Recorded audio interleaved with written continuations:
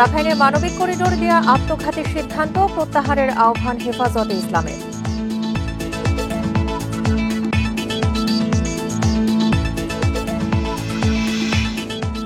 ফেব্রুয়ারি বা এপ্রিলে জাতীয় নির্বাচন চায় জামায়াত, দৃশ্যমান সংস্কার ও বিচার দাবি আমিরের।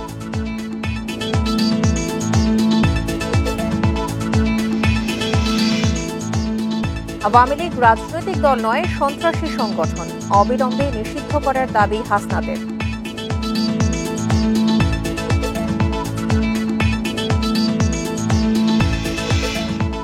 ঐকমত্য কমিশন কারো প্রতিপক্ষ নয় বললেন আলী রিয়াজ, দেশের স্বার্থে এক হওয়ার আশা।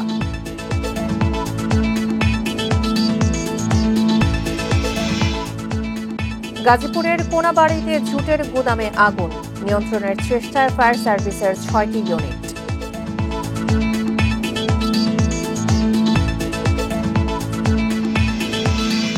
বান্ডেল থাকলে প্রতি সেনমানিতে টাকা বাঁচবে। বিকাশ সেনমানি বান্ডেল কিনে জিতুন প্রতি লেনদেনে। স্বাগত বিরতিহীন সংবাদ দুপুরে আপনাদের সাথে আছি সঞ্চারী মজিদ। শুনছিলেন শিরোনাম, চলে যাচ্ছে পুরো খবরে। মিয়ানমারের রাখাইনে মানবিক করিডোর দেয়া আত্মঘাতী সিদ্ধান্ত বলে জানিয়েছে হেফাজতে ইসলাম। দুপুরে সোহরাওয়ার্দী উদ্যানে দলের মহাসমাবেশে একথা জানান দলটির নেতারা। নারীর ন্যায্য অধিকার প্রতিষ্ঠায় ৩ মাসের মধ্যে বিভাগীয় সম্মেলন এবং ২৩ মে বিক্ষোভ কর্মসূচির ডাক দিয়েছে দলটি। এর আগে সকাল ৯টা থেকে ৪ দফা দাবিতে মহাসমাবেশ শুরু করে হেফাজতে ইসলাম। সমাবেশ সফল করতে ফজরের নামাজের পর বিভিন্ন এলাকা থেকে আসতে থাকেন সংগঠনটির নেতাকর্মীরা। সকাল ৭টার আগেই মূল সমাবেশ স্থলে ব্যাপক সমাগম ঘটে। ঢাকা, চট্টগ্রাম ছাড়াও দেশের বিভিন্ন জেলা উপজেলা থেকে নেতাকর্মীরা এতে যোগ দিয়েছেন। হেফাজতের ৪ দফা দাবির মধ্যে দলের নেতাকর্মীদের বিরুদ্ধে দায়ের হওয়া সব মামলা প্রত্যাহার সহ ফিলিস্তিন, ভারতে মুসলিমদের ওপর নিপীড়ন বন্ধের কথা বলা হয়েছে।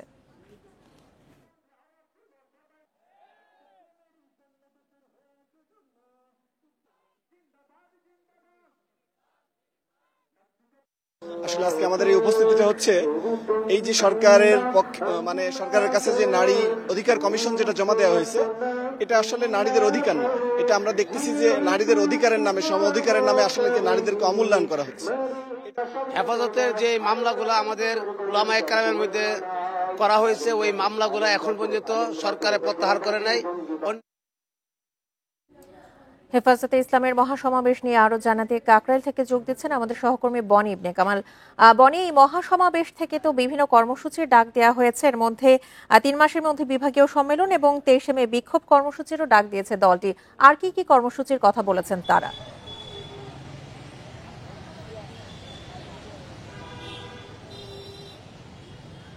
দেখুন, আজকে হেফাজতে ইসলাম যে মহাসমাবেশটি করেছে তার মূলত 4টি প্রেক্ষাপটকে বিবেচনা করে কিন্তু এই যে সমাবেশটি সেটি করা হয়েছে। তার মধ্যে একটি ছিল নারী সংস্কার কমিশনের প্রস্তাব এবং পুরো কমিশনকে বাতিল করা, পাশাপাশি বহুতত্ত্ববাদ, সংবিধান সংস্কার কমিশন যে বহুতত্ত্ববাদের কনসেপ্ট দিয়েছে সেই কনসেপ্ট বাতিল করে শুধুমাত্র আল্লাহর উপর পূর্ণ আস্থা এবং বিশ্বাস বজায় রাখা, এবং শাপলা চত্বর এবং সাবেক সরকার অর্থাৎ বিগত আওয়ামী লীগ সরকার আমলে যত গুম হয়েছে, খুন হয়েছে সেগুলোর বিচার করা এবং মিথ্যা মামলা যেগুলো রয়েছে সেগুলো প্রত্যাহার করতে হবে। এরকম 4টি দাবি নিয়ে তারা আজকের এই সমাবেশটি করেছে। এবং এই আজকের এই সমাবেশে যারা আজকে বক্তব্য রেখেছেন তাদের সবার কণ্ঠে কিন্তু মূলত ছিল এই যে নারী সংস্কার কমিশনের যে প্রস্তাবনাগুলো রয়েছে সেই প্রস্তাবনাগুলোর বিরোধিতা করে, এবং তারা বলছেন যে নারী সংস্কার কমিশন যে প্রস্তাবনাগুলো দিয়েছে সেই সবগুলো প্রস্তাবনাই প্রায় ইসলাম বিরোধী, এবং এই ইসলাম বিরোধী হওয়ার কারণে এই প্রস্তাবনাগুলোকে তারা বাদ দেওয়া, পাশাপাশি পুরো কমিশনকেই বাদ দেওয়ার আহ্বান জানিয়েছে।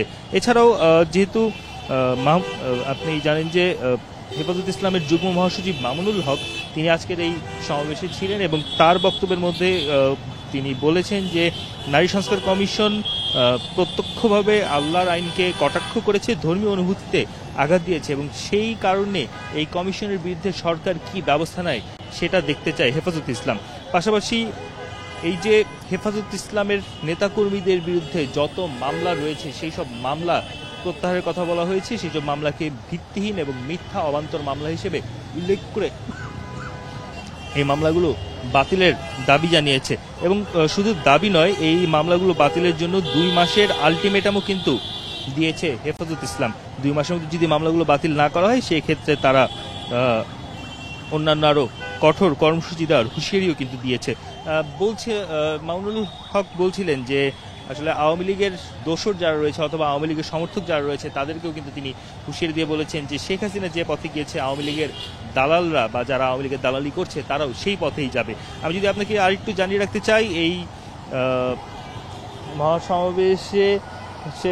মহাসমাবেশে হেফাজত ইসলামের যিনি আমির রয়েছেন মহিবুল্লাহ বাবুনগরী, তার পক্ষে লিখিত বক্তব্য পাঠ করা হয়েছে এবং সেই বক্তব্যের মধ্যে এনজিওবাদী গোষ্ঠীদের প্ররোচনা ইসলাম বিরোধী কোনো কাজ করলে ছাড় দেওয়া হবে না বলে হুঁশিয়ারি দেওয়া হয়েছে। পাশাপাশি ভারতীয় আধিপত্যবাদের বিরুদ্ধে সোচ্চার থাকার আহ্বান জানানো হয়েছে।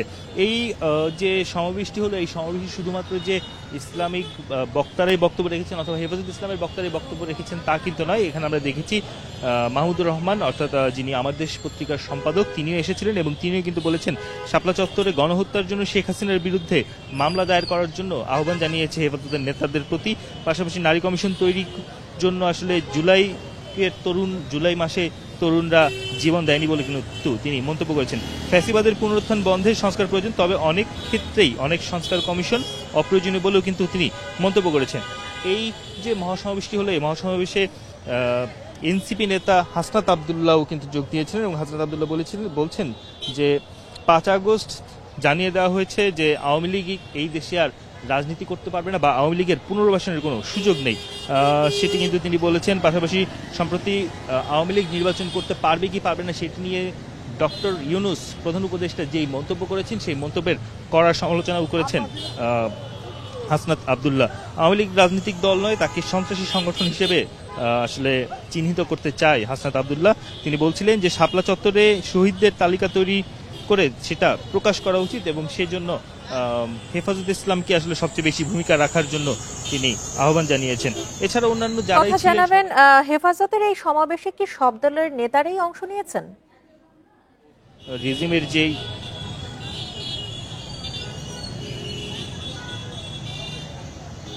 আমরা যতটুকু দৃশ্যমান দেখেছি এখানে আসলে সব দলের নেতারা অংশগ্রহণ নিয়েছে সেটা কিন্তু বলার সুযোগ নেই। আমরা দেখেছি যে কিছু কিছু জায়গায় বিশেষ করে এনসিপির হাসনাত আবদুল্লাহকে আসলে রাজনৈতিক ব্যক্তিত্ব হিসেবে আমরা দেখতে পেয়েছি, তবে অন্যান্য ক্ষেত্রে রাজনৈতিক নেতাদের সেরকম কোনো অংশগ্রহণ আসলে চোখে পড়ার মতো ছিল না।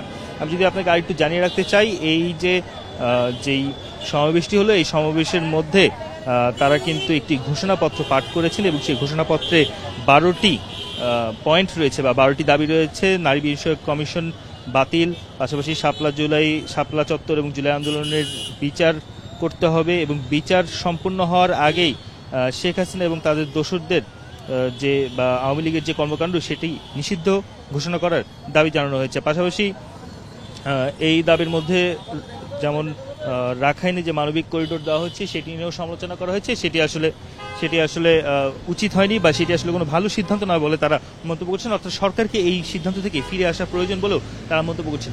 আজকের এই সমাবেশে আগামী দিনের কিছু কর্মসূচি ঘোষণা করা হয়েছে, তার মধ্যে বিশেষ করে 23 মে শুক্রবার একটি সারা দেশে বিক্ষোভ সমাবেশের ডাক দেওয়া হয়েছে। হেফাজতের মহাসমাবেশের সবশেষ তথ্য নিয়ে জানাচ্ছিলেন আমাদের সহকর্মী বন ইবনে কামাল। জুনে নয়, ফেব্রুয়ারি ও এপ্রিলের মধ্যে নির্বাচন দেওয়ার পরামর্শ দিয়েছেন জামায়াতে ইসলামীর আমির ডাক্তার শফিকুর রহমান। সকালে রাজধানীর মগবাজারে দলের জেলা ও মহানগর পর্যায়ের সম্মেলনে এই আহ্বান জানান তিনি। জামায়াতের আমির বলেন, একটি সুষ্ঠু ও বস্তুনিষ্ঠ নির্বাচনের জন্য জাতি অপেক্ষা করছে, এজন্য দুটি সময়কে উপযুক্ত মনে করা হচ্ছে। একটি ফেব্রুয়ারিতে রোজার আগে, তবে এই সময়ের মধ্যে সংস্কার ও বিচারের দৃশ্যমান প্রক্রিয়ার মধ্য দিয়ে জনমনে আস্থা সৃষ্টি করতে হবে। যদি না হয় তাহলে সর্বোচ্চ এপ্রিল মাস পার হওয়া উচিত না। পরে জামায়াতের আমির বলেন, নারী বিষয়ক সংস্কার কমিশন বাতিল করে সত্যিকারের নারী সংগঠকদের দিয়ে কমিশন গঠন করতে হবে। নারী বিষয়ক সংস্কার কমিটি যে সুপারিশ দিয়েছে তাতে জাতি হতাশ হয়েছে, এতে পারিবারিক নিয়মনীতির উপর আঘাত হানা হয়েছে। আমরা মনে করি সরকারের ঘোষিত সময়ের ভিতরে সংস্কার সাধন করে নির্বাচন সম্ভব। এর জন্য দুটি সময়কে আমরা উপযুক্ত মনে করি। একটি হচ্ছে ফেব্রুয়ারি মাস রোজা শুরু হওয়ার আগে, আরেকটি হচ্ছে যদি কোনো কারণে এই সময়ের ভিতরে সংস্কারগুলো এবং বিচারের দৃশ্যমান প্রক্রিয়া জনমনে আস্থা সৃষ্টির পর্যায়ে না আসে, তাহলে ম্যাক্সিমাম এপ্রিল পার হওয়া উচিত নয়। নারী কমিশন তৈরির জন্য গণঅভ্যুত্থানে তরুণরা জীবন দেয়নি। তাদের লক্ষ্য বাস্তবায়ন করতে ফ্যাসিবাদের পুনরুত্থান বন্ধে সংস্কার করতে হবে। সকালে সোহরাওয়ার্দী উদ্যানে হেফাজতে ইসলামের মহাসমাবেশে কথা বলেন দৈনিক আমার দেশ পত্রিকার সম্পাদক মাহমুদুর রহমান। এ সময় এনসিপির দক্ষিণাঞ্চলের মুখ্য সংগঠক হাসনাত আবদুল্লাহ বলেন, আওয়ামী লীগ রাজনৈতিক দল নয়, সন্ত্রাসী সংগঠন। অবিলম্বে দলটিকে নিষিদ্ধ করতে হবে। এছাড়া অপ্রয়োজনীয় সংস্কার বাদ দিয়ে প্রয়োজনীয় সংস্কারগুলো দ্রুত করতে হবে। শাপলা চত্বরে নিহত শহীদদের তালিকা প্রকাশ করতে হেফাজতের প্রতি আহ্বানও জানান তিনি। এর আগে মাহমুদুর রহমানও একই আহ্বান জানিয়ে বলেন, শাপলা চত্বরে গণহত্যার জন্য শেখ হাসিনার বিরুদ্ধে মামলা করতে হবে। ভারতের সাম্রাজ্যবাদের বিরুদ্ধে বৃহত্তর লড়াই থেকেও সরে যাওয়া যাবে না। আপনারা নারী নীতি নিয়ে প্রশ্ন তুলেছেন।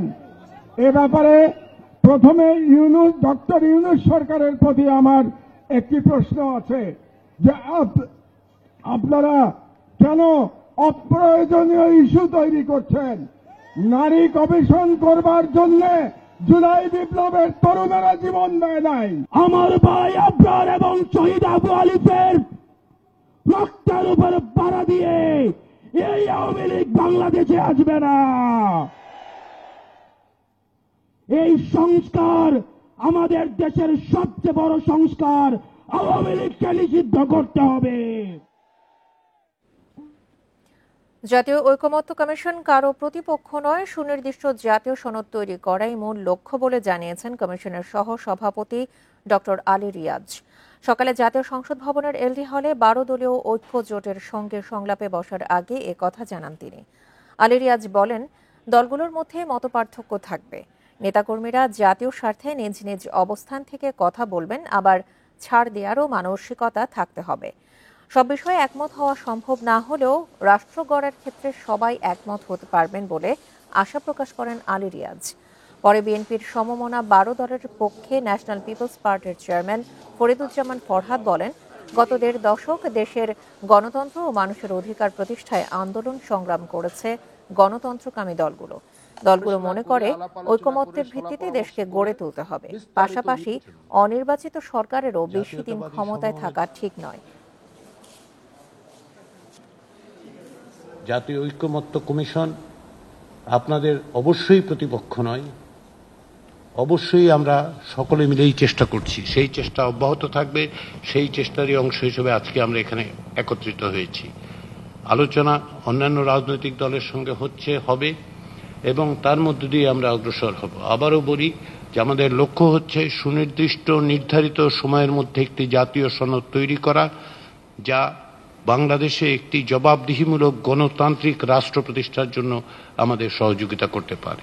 এদেশে আবার একটা পূর্ণ গণতন্ত্র প্রতিষ্ঠিত হয়, মানুষ যাতে ভোট দিতে পারে, যার ভোট সে নিজে দিতে পারে এবং জনগণের ভোটের মাধ্যমে একটা প্রতিষ্ঠিত সরকার এসে এদেশের গণতন্ত্র মানুষ ভোট সরকার গঠন করতে পারে, তার জন্য আমরা সম্পূর্ণ চেষ্টা করছি। ঐকমত্য কমিশনের সঙ্গে 12 দলীয় জোটের সংলাপ নিয়ে আরও জানাতে যোগ দিচ্ছেন আমাদের সহকর্মী খালেদ রায়হান।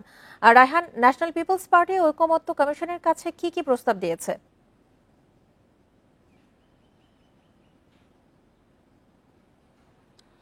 দেখুন, যে 166টি প্রস্তাব, তার মধ্যে কিন্তু তারা 112টিতে তারা সহমত প্রকাশ করেছে এবং তার সঙ্গে 28টিতে আংশিক এবং 16টি কিন্তু তারা নাকচ করে দিয়েছে। এবং এই যে সংলাপটি ছিল সেটি কিন্তু সকাল 10টায় শুরু হয়ে দুপুর 1টায় শেষ হয় এবং শেষ হওয়ার পরে তার যে সমন্বয়ক রয়েছেন ফরহাদ, তিনি যেটি জানিয়েছেন যে তারা কয়েকটি বিষয়ে গুরুত্ব দিয়েছে। সেটি হচ্ছে যে তাদের যে বক্তব্য, টানা দুবার কেউ চাইলে প্রধানমন্ত্রী হতে পারবেন, তৃতীয়বার হওয়ার ক্ষেত্রে একবার মাঝে গ্যাপ দিয়ে তারপরে সেটি হওয়ার কথা কিন্তু তারা বলেছেন। এছাড়া অন্যান্য যে সকল বড় বড় ইস্যু বিষয়গুলো রয়েছে সেগুলো নিয়েও তারা কথা বলেছেন। তারা সবচেয়ে বেশি গুরুত্ব দিচ্ছেন জাতীয় নির্বাচনকে। তারা যেটা বলছেন জাতীয় নির্বাচন করার পরে যে স্থানীয় নির্বাচন সেটি করতে হবে এবং স্থানীয় নির্বাচন করবেন জাতীয় নির্বাচনে যারা আসলে জিতবেন বা রাজনৈতিক যে দল সেই রাজনৈতিক দলই কিন্তু স্থানীয় নির্বাচন করবেন বলে তারা এই কমিশনকে জানিয়েছেন। আরেকটি বিষয় হচ্ছে কমিশনের পক্ষ থেকে বলা হয়েছিল যে জাতীয় নির্বাচন এবং স্থানীয় নির্বাচন দুটিকে একসাথে করা সম্ভব কিনা সেই বিষয়েও কিন্তু তারা নাকচ করেছেন। তারা যেটা বলেছেন যে নির্বাচন কমিশন বলেছেন দুটি নির্বাচন একসঙ্গে করা সম্ভব নয়। সব মিলিয়ে এই বিষয় নিয়ে তারা কিন্তু কথা বলেছেন এবং এই যে সংলাপের আগে কমিশনের যিনি সহসভাপতি রয়েছেন আলী রিয়াজ তিনি কিন্তু কথা বলেছেন গণমাধ্যমের সঙ্গে। তিনি যেটি বলেছেন যে আসলে এই কমিশন কিন্তু কারো শত্রু নয়, তিনি এই ব্যবহার করেছেন এবং কারো পক্ষের হয়ে তারা কাজ করছেন ব্যাপারটি এমন নয়। সকল রাজনৈতিক দল তারা তাদের মতামত দিবেন, সকল রাজনৈতিক দল তারা তাদের পরামর্শ দিবেন, তারা কি চান কি চান না সেই বিষয়গুলো নিয়ে তারা আলাপ করবেন। সেই সংলাপগুলি এখন চলছে এবং সকলের ঐক্যমত্যের ভিত্তিতে তারা কিন্তু নতুন যেই জাতীয় সনদ করার কথা বলা হয়েছে সেটিতেই তারা কাজ করবেন। আপনি নিশ্চয়ই জানেন যে জুলাই মাসের 15 তারিখে তাদের যেই কমিশনের মেয়াদ সেটি কিন্তু শেষ হতে যাচ্ছে। এর মধ্যে যে জাতীয় সনদ তৈরির যে কাজ সেটি নিয়ে মূলত এই সংলাপ হচ্ছে। একের পর এক সংলাপ কিন্তু আমরা হতে দেখেছি। এর মধ্যে 20টি দল তারা কিন্তু সংলাপ করেছেন। বেলা 3টার দিকে আরো একটি দল তারা কিন্তু আসবেন সংলাপ করার জন্য। এই চলমান প্রক্রিয়ার পরে কে কি চান কে কি না চান সেগুলো নিয়ে আলোচনার ভিত্তিতেই তারা কিন্তু সিদ্ধান্ত এবং জাতীয় সনদ যেটি সেটি কিন্তু তারা বাস্তবায়ন করবেন। সবচেয়ে গুরুত্বপূর্ণ বিষয় হচ্ছে যে বিষয়টি নিয়ে সকল রাজনৈতিক দলগুলো আলোচনা করছে এবং জাতীয় ঐক্যমত্য কমিশনের পক্ষ থেকে বলা হচ্ছে যে জাতীয় নির্বাচন আগে হবে না, স্থানীয় নির্বাচন আগে হবে। মূলত মূল বিষয় কিন্তু এটি এবং নির্বাচন হলে কে কয়বার প্রধানমন্ত্রী থাকতে পারবেন সেই যে মূল যে বিষয়গুলো মূলত সেই বিষয়গুলো নিয়ে কিন্তু আজকে আলোচনা হয়েছে। 3টার সময় আরেকটি রাজনৈতিক দলের সঙ্গে আলোচনা রয়েছে এবং এই যে আলোচনা সেটি কিন্তু চলতে থাকবে এবং জুলাই মাসে তাদের যে ম্যাচ সেটি কিন্তু শেষ হবে। ন্যাশনাল পিপলস পার্টির সাথে ঐক্যমত্য কমিশনের সংলাপ নিয়ে সবশেষ তথ্য জানাচ্ছিলেন আমাদের সহকর্মী খালেদ রায়হান। গাজীপুরের কোনাবাড়িতে একটি জুটের গুদামে আগুন লেগেছে। নিয়ন্ত্রণে কাজ করছে ফায়ার সার্ভিসের 6টি ইউনিট। বেলা 11টার দিকে দেউলিয়া বাড়ি এলাকার ওই জুটের গুদামে আগুন লাগে। ফায়ার সার্ভিস ও স্থানীয়রা জানায় দেউলিয়া বাড়ি এলাকার জুটের গুদামে আগুন দেখতে পেয়ে নিয়ন্ত্রণের চেষ্টা করে এলাকাবাসী। খবর পেয়ে কোনাবাড়ি মডার্ন ফায়ার সার্ভিস থেকে 2টি ইউনিট গিয়ে আগুন নিয়ন্ত্রণের চেষ্টা করে। পরে জয়দেবপুর ও সারাবো থেকে আরও 4টি ইউনিট ঘটনাস্থলে গিয়ে আগুন নিয়ন্ত্রণের কাজ শুরু করে। গুদাম সহ আশপাশের বসত বাড়িতে আগুন ছড়িয়ে পড়ায় নিয়ন্ত্রণে বেগ পেতে হচ্ছে বলে জানিয়েছে ফায়ার সার্ভিস। তবে তাৎক্ষণিক আগুন লাগার কারণ জানা যায়নি।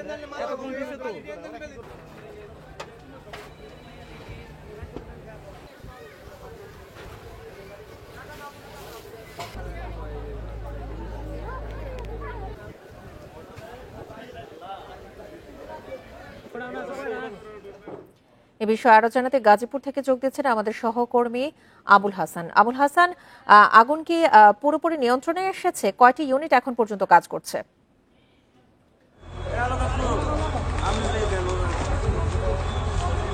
দেখুন, ফায়ার সার্ভিসের 7টি ইউনিট এখানে কাজে যোগদান করেছিল। আপনি জানেন যে কোনাবাড়ি দেউলিয়াবাড়ি এলাকায় ঝুটের গুদামে আগুনের সূত্রপাত হয় এবং সেই আগুন 7টি ইউনিটের চেষ্টায় প্রায় 2.5 ঘন্টা পর এখন নিয়ন্ত্রণে এসেছে বলে আমরা ফায়ার সার্ভিসের মাধ্যমে জেনেছি। আপনাকে যদি একটু দেখাই, এখানে কিন্তু আগুনের যে ব্যাপকতা ছিল সেই ব্যাপকতার কারণে এখানে ঝুটের গুদাম যেমন করেছে তার পাশাপাশি এখানে একটি স্পিনিং মিল ছিল, সেই স্পিনিং মিলের ব্যাপক ক্ষতি হয়েছে। এখানে বিভিন্ন মেশিন পত্র ছিল, সুতা কার্টুন ছিল, সেগুলো কিন্তু সবই পুড়ে গেছে এবং পাশাপাশি এখানে যে ঝুট গুদাম ছিল সেই গুদামের মালামাল ঢেউটিন সহ বিভিন্ন যে মালামাল ছিল এখানে সবগুলো কিন্তু পুড়ে গেছে। পাশাপাশি এই ঝুট গুদামের আশেপাশে যে বসত বাড়ি ছিল, শ্রমিক কলোনি ছিল, সেই শ্রমিক কলোনির বেশ কিছু ঘরবাড়ি পুড়ে গেছে এবং সেই কলোনির অনেকেই কিন্তু আতঙ্কগ্রস্ত হয়ে তাদের যে মালপত্র আসবাবপত্র সেগুলো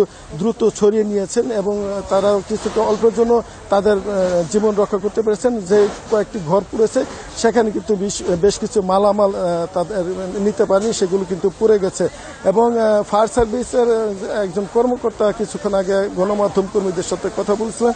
তিনি বলছেন যে আগুনের যে ব্যাপকতা সেটি শুধুমাত্র যে তীব্র বাতাস ছিল, সেই বাতাস থাকার কারণে কিন্তু এই আগুন দ্রুত চারপাশে ছড়িয়ে পড়ে এবং শুরুতে আগুনের ব্যাপকতা কম ছিল, তখন স্থানীয়রা আগুন নেভানোর জন্য কাজ করে, কিন্তু পরবর্তীতে এই আগুনের ব্যাপকতা ছড়িয়ে পড়লে ফায়ার সার্ভিসের 7টি ইউনিট তারা এসে কিন্তু আগুন নেভানোর কাজে যোগ দেয়।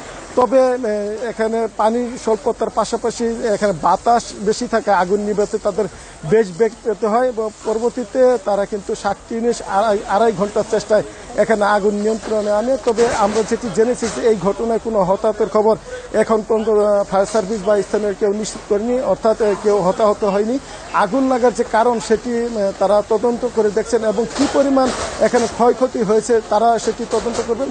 তবে কারখানার যে মালিক পক্ষ রয়েছেন, এখানে যারা কর্মরত ছিলেন, তারা বলছেন যে এখানে 4 কোটি টাকার যে মূল্যমানের মেশিনপত্র সেগুলো পুড়ে গেছে, অনেক সুতা ছিল সেই সুতা পুড়ে গেছে। পাশাপাশি এখানে তাদের ভাষ্য যে এখানে শতাধিক এখানে ঝুটের গুদাম ছিল, সেগুলো পুড়ে গেছে, বাসাবাড়ি পুড়ে গেছে। অর্থাৎ স্থানীয় দাবি করছে যে অন্তত 25 কোটি টাকার ক্ষয়ক্ষতি ইতিমধ্যে হয়েছে বলে তারা আমাদেরকে জানিয়েছেন। আবুল হাসান, আপনি তথ্য সংগ্রহ করতে থাকুন। গাজীপুরের কোনাবাড়িতে ঝুটের গুদামে আগুন লেগেছে, এখন পর্যন্ত 7টি ইউনিট সেখানে কাজ করছে। এই বিষয়ে বিস্তারিত জানাচ্ছিলেন আমাদের সহকর্মী আবুল হাসান। আপনারা দেখছেন বিরতিহীন সংবাদ দুপুর। সংবাদে অন্যান্য খবরের সাথে আরো যা থাকছে। 1 মাসের মধ্যে এনসিডি কর্নারে ওষুধ সংকটের শঙ্কা, ঝুঁকিতে পড়তে পারে 11 লাখ রোগী।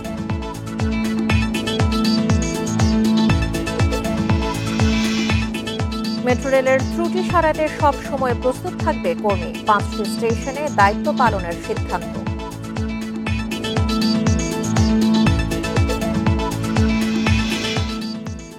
এক মাসের মধ্যে দেশের 429টি এনসিডি কর্নারে ওষুধ সংকট শুরু হওয়ার আশঙ্কা করা হচ্ছে। এতে স্বাস্থ্য ঝুঁকিতে পড়তে পারেন ডায়াবেটিস, উচ্চ রক্তচাপ ও অ্যাজমার 11 লাখ রোগী। ওষুধ কিনতে বরাদ্দ চেয়ে মন্ত্রণালয়ে চিঠি দিয়েছে স্বাস্থ্য অধিদপ্তর, তবে এখন পর্যন্ত কোনো সিদ্ধান্ত আসেনি। কি গ্রাম কি শহর, ডায়াবেটিস উচ্চ রক্তচাপের রোগী এখন ঘরে ঘরে। 4 কোটির মতো মানুষ এই 2 রোগে ভুগছেন বছরের পর বছর। পাশাপাশি বাড়ছে নতুন রোগী। এসব রোগীর চিকিৎসায় সদর হাসপাতাল ও উপজেলা স্বাস্থ্য কমপ্লেক্সে 429টি এনসিডি কর্নার রয়েছে, যেখানে 5 ধরনের ওষুধ দেয়া হয় বিনামূল্যে। একসঙ্গে 1 মাসের ওষুধ পান রোগী, কিন্তু বেশিরভাগ কর্নারেই ওষুধের মজুদ প্রায় শেষ। এতে অসংক্রামক রোগ নিয়ন্ত্রণ কঠিন হতে পারে।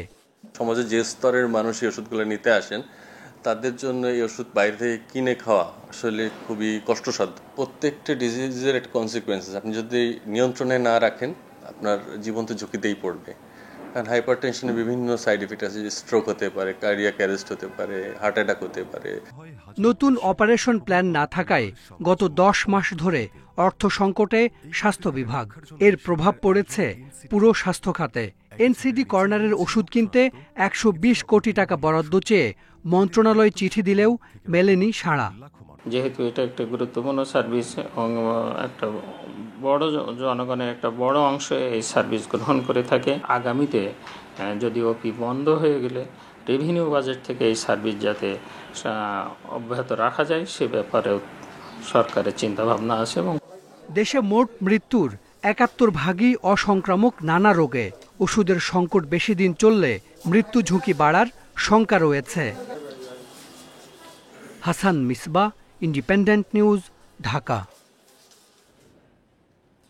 এ বিষয়ে আলোচনা করতে আমাদের সঙ্গে যোগ দিচ্ছেন ন্যাশনাল হার্ট ফাউন্ডেশনের রোগতত্ত্ব বিভাগের প্রধান অধ্যাপক সোহেল রেজা চৌধুরী। জনাব সোহেল রেজা চৌধুরী, আপনাকে স্বাগত জানাচ্ছি বিরতিহীন সংবাদ দুপুরে। শুরুতে একটু জানতে চাই, এনসিডি কর্নারে যে ওষুধ সংকটের কথা বলা হচ্ছে, যদি ওষুধ সংকট হয় তাহলে কি ধরনের প্রভাব পড়তে পারে? ধন্যবাদ। আপনার প্রতিবেদনেই আমরা যেটা শুনলাম যে বিশেষ করে উচ্চ রক্তচাপ এবং ডায়াবেটিস এই দুটো রোগকে যদি নিয়ন্ত্রণে আনতে হয় তাহলে জীবন আচরণের পাশাপাশি ওষুধটা খুবই গুরুত্বপূর্ণ। ওষুধ যদি নিয়মিত না খাওয়া হয় তাহলে উচ্চ রক্তচাপ নিয়ন্ত্রণে থাকে না এবং ডায়াবেটিসও নিয়ন্ত্রণে থাকে না।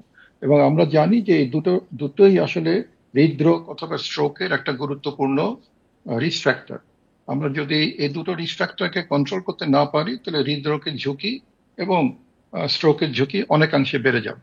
এবং এটাও আমরা জানি যে বাংলাদেশে বেশিরভাগ লোকের মৃত্যু হচ্ছে এখন হৃদরোগ অথবা স্ট্রোকে, এবং অকাল মৃত্যু হচ্ছে অনেক বেশি। সুতরাং ওষুধগুলো যদি ঠিক মতো না খায়, যিনি রোগী নিবন্ধিত রোগীগুলো উপজেলা হেলথ কমপ্লেক্সে, তাদের এই ঝুঁকিগুলো অনেক বেড়ে যাবে। স্যার, অসংক্রামক রোগে আক্রান্তের সংখ্যা আমরা দিন দিন দেখছি যে বাড়ছে, এটি আসলে কেন? বেশ কিছু কারণ আছে।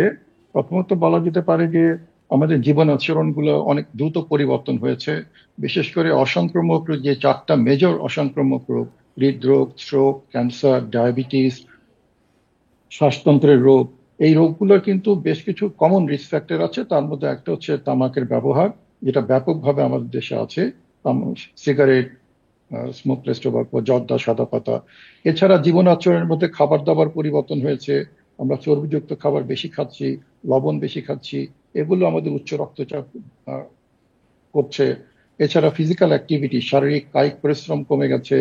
হ্যাঁ, এই সবগুলো মিলে আসলে এই নন কমিউনিকেবল ডিজিজ, বিশেষ করে হৃদরোগ এবং স্ট্রোকের ঝুঁকি আমাদের অনেক বেড়ে গেছে বা হচ্ছেও বেশি।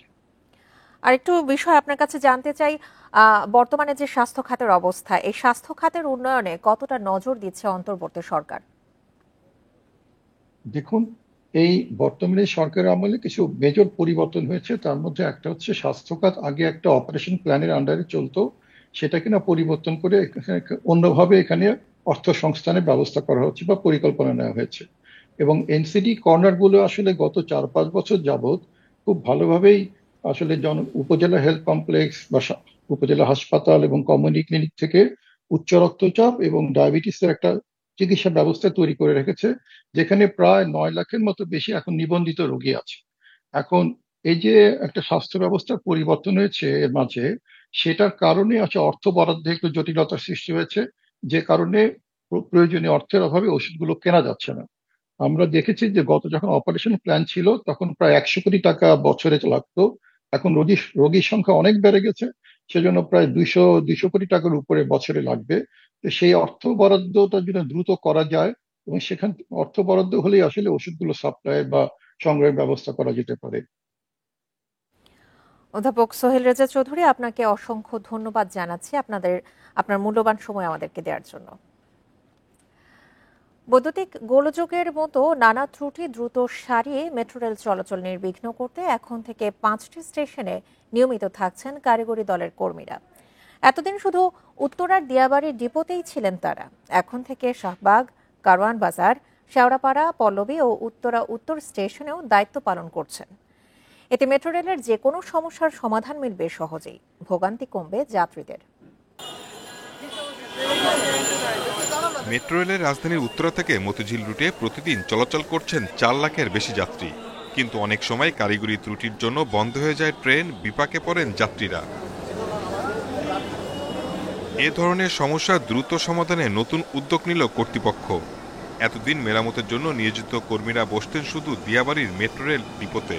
ফলে ফার্মগেট, শাহবাগ বা মতিঝিলের মতো দূরের স্টেশনে কোনো সমস্যা হলে উত্তরা থেকে সড়ক পথে যানজট ঠেলে কারিগরি দলের কর্মীদের ঘটনাস্থলে পৌঁছাতে অনেক সময় লাগত। গেল বৃহস্পতিবার থেকে ডিপো ছাড়াও আরও 5টি স্টেশনে এই কর্মীদের থাকা বাধ্যতামূলক করেছে কর্তৃপক্ষ। আমরা যেটা করছি সলিউশন ওয়াইজ, দ্যাট আমরা ইন্টারভেল 3-4 স্টেশন পর মেইনটেনেন্স টিমের একটা গ্রুপ রাখতেছি। This is a solution we have done currently. At one stage আমরা চাবো যে এভরি 2টা স্টেশন করে যাতে একটা লোক থাকে, তাহলে কুইক মুভমেন্ট করতে পারবে। এর আগে মেট্রো রেলে নানা অব্যবস্থাপনার কথা তুলে ধরা হলেও তা আমলে নেয়নি বিগত সরকার। আগামী দিনে ট্রেন চলাচল স্বাচ্ছন্দ্যময় করতে সঠিক পরিকল্পনা ও জবাবদিহিতার তাগিদ বিশেষজ্ঞদের। সত্যি যদি কোনো সমস্যাও পাওয়া যায় কারো ভেতরে, সে রেসপন্স প্যাটার্নটা ছিল স্লাগিশ, দায় নিতে পারবে না এবং দায় দিতে পারবে না। কেন? পার্মানেন্ট লোক। সো আমাদের পেশাদারিত্বের এখানে ঘাটতি ছিল। যারা সিদ্ধান্ত নিয়েছিলেন তারা ব্যক্তিগত স্বার্থে নিয়েছিলেন। মেট্রো রেলে MRT 6 লাইনে মোট স্টেশন 17টি, এর মধ্যে কমলাপুর বাদে বাকি সব স্টেশন চালু রয়েছে। Shahid Ahmed, independent News, Dhaka. কৃষিতে ভর্তুকি অব্যাহত রাখার জন্য প্রয়োজন হলে আইএমএফ এর শর্ত থেকে বের হয়ে আসবে সরকার। সকালে রাজধানীর খামারবাড়িতে এক সেমিনারে একথা জানান প্রধান উপদেষ্টার বিশেষ সহকারী আনিসুজ্জামান চৌধুরী। সেমিনারে 2025-26 অর্থ বছরের কৃষিতে বরাদ্দ সম্ভাব্য বাজেট 40,692 কোটি টাকার প্রস্তাব করে কৃষি অর্থনীতিবিদ সমিতি। বক্তারা বলেন, কৃষি পণ্যের দাম কমানোর পাশাপাশি যন্ত্রপাতির দাম কমানো গেলে কৃষকেরা উপকৃত হবেন। এছাড়া প্রক্রিয়াজাত কৃষি পণ্যে 15% নগদ সহায়তার পরামর্শ তাদের। কৃষিপণ্য নিয়ে গবেষণা বাড়াতে বেনাপোল, সিলেট ও চট্টগ্রামের মতো কৃষি অঞ্চলগুলোতে রপ্তানি প্রক্রিয়াজাতকরণ ও গবেষণা কেন্দ্র প্রতিষ্ঠার দাবিও করেন বক্তারা।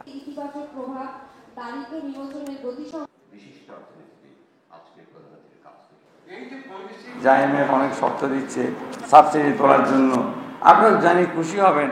আমরা সরকার থেকে সিদ্ধান্ত নিয়েছি প্রয়োজন হলে আমরা আইএমএফ থেকে বেরিয়ে আসবো। এ ছিল বিরতিহীন সংবাদ দুপুরে আমন্ত্রণ পরের আয়োজনে।